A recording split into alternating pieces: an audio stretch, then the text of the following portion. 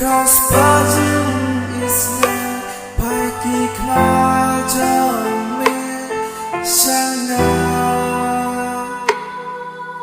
sakupa ya mengan khopa ngau kunjan bala sakna temen tashame ngalawan pai map jisu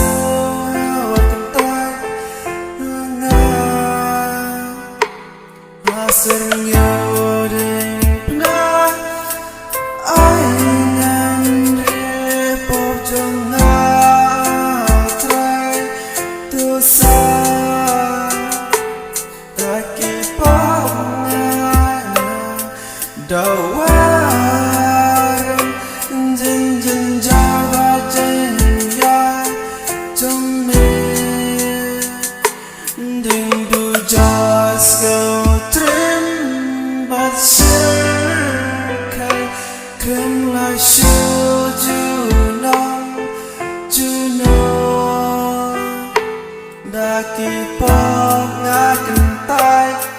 bin ya metrai spakur to jing trong me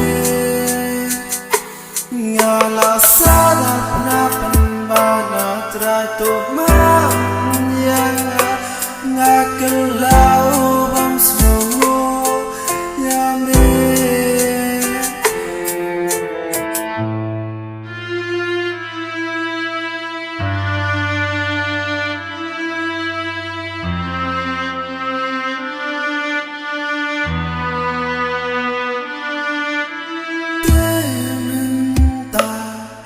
Semengawan map jisu awa kinta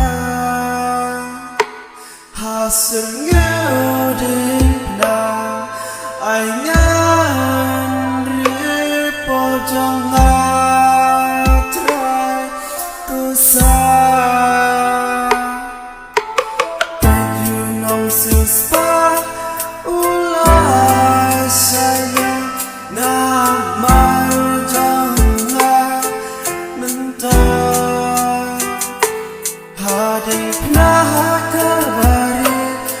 Pisang kode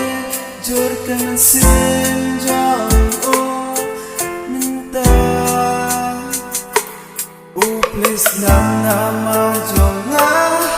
karena usno pisang ama kotre jangan tuan chunang sispa hasyak kodnya jisu ben kloi nong po papli uyai wat uyai koi ya pi hak ni halo ding pla os yang men sen jong pi u pya ki ban pya Yapi halak sa